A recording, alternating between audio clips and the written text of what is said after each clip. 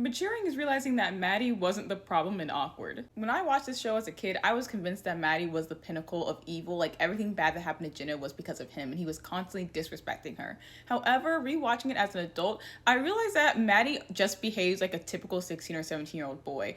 I don't think anything that he does is malicious towards Jenna. He never goes out of his way to humiliate or disrespect her. And the few times that Jenna speaks up for herself and voices she's uncomfortable, Maddie usually respects her boundaries. Is Maddie the perfect person? No, I just think he's emotionally immature and childish. However, for the majority of the show, he literally is a child. In contrast, Jenna is often the architect of her own unhappiness. She needs to be the fixer in order to be emotionally satisfied. The few relationships that she's in outside of Maddie are Jake and Luke long term, and both of these characters are two who demonstrate emotional intelligence over the course of the series. Jake is constantly able to accurately communicate his own issues, his own emotions, and meets Jenna's own emotions, like not letting her be alone or asking her to dance. Then you have Luke, who's able to anticipate Jenna being lonely on her ski trip and even going down to make sure that she wouldn't have to spend the entirety of her senior trip alone. Like, these are the actions of men who are emotionally intelligent enough to look at a woman, know her needs, and meet them. And that's a turnoff for Jenna, because Jenna needs to be able to fix something. And I think that's really apparent in season, I think 3, when she cheats on Maddie,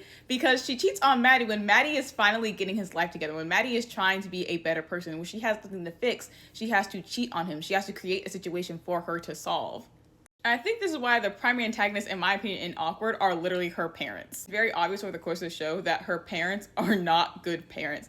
I'm sorry. Her mom very clearly made Jenna have to parent her own self and made her responsible in a lot of ways for her own emotional stability. And I think it's over the course of the series that she does several things where that becomes apparent, most noticeably the infamous confrontation letter. Her dad being very hands-off didn't improve the situation. And so Jenna is a person who was raised, honestly, in an unhealthy, emotionally abusive situation in which she literally has to feel like she's fixing something to be satisfied, and we see it play out over the course of all her relationships. It's very interesting to me because you can tell the show doesn't want us to think that Lacey and Kevin are bad parents. However, their negligent and honestly at times emotionally abusive parenting clearly forms Jenna into a person who's incapable of being in a truly happy and stable relationship.